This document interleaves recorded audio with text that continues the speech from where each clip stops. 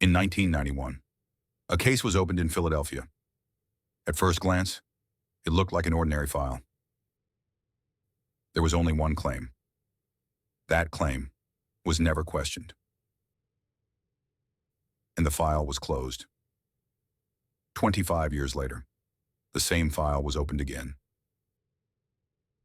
This time, only one question remained. Was this case handled correctly from the very beginning? In October 1991, a violent crime took place inside a house in North Philadelphia. The investigation that followed began to take shape quickly.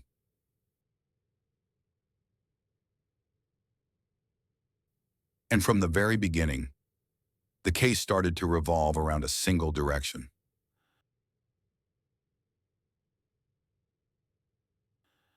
At the center of that direction was a man named Anthony Wright.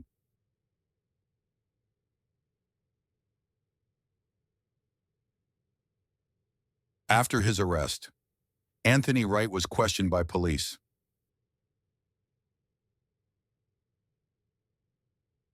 According to the record, he signed a written confession just 14 minutes later.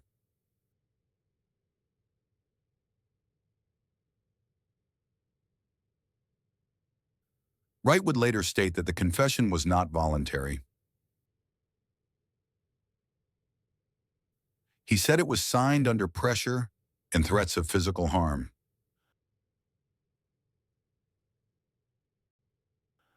From that point forward, this statement became the central pillar of the case.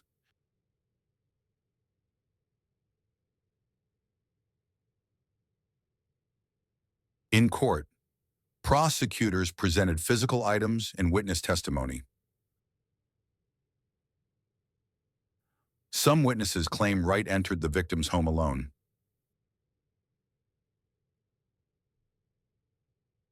Clothing said to belong to Wright was introduced as evidence. Based on this narrative, the jury found Anthony Wright guilty on multiple charges.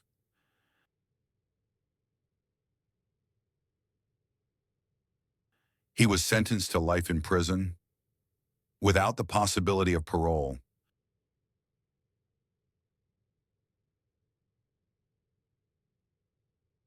Wright remained in prison for more than 2 decades. Throughout that time, he consistently maintained his innocence.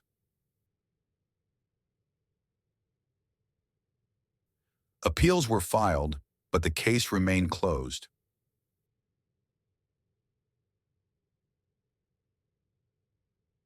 Years passed while the conviction stayed in place.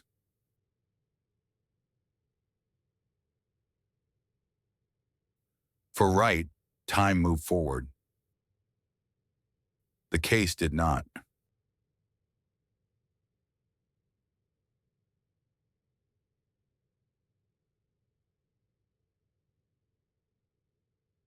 In 2013, advances in DNA technology changed the course of the case.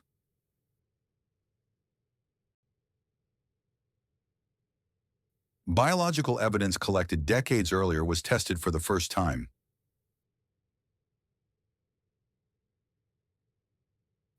The results did not match Anthony Wright. Instead, the DNA pointed to a different individual.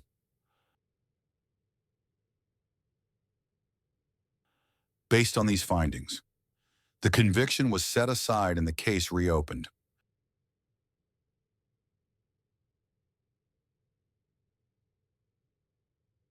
Despite these findings, the case did not end immediately.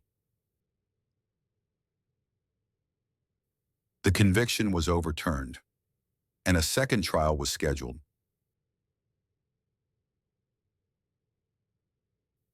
In August 2016, the jury was presented with scientific evidence that had not been available decades earlier.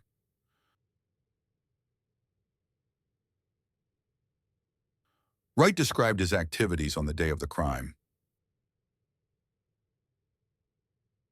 This account was considered, alongside the DNA results.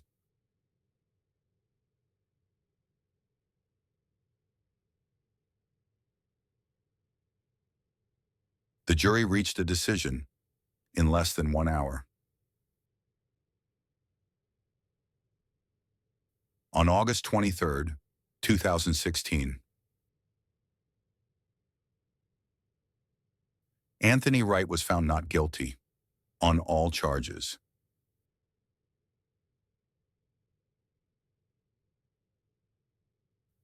After 25 years,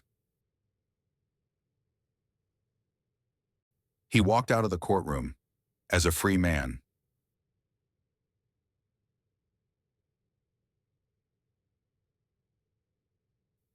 The case was officially closed.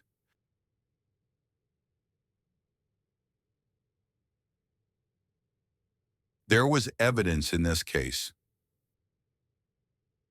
but the evidence was evaluated within the wrong frame. When the same elements were examined under a different frame, the outcome changed entirely.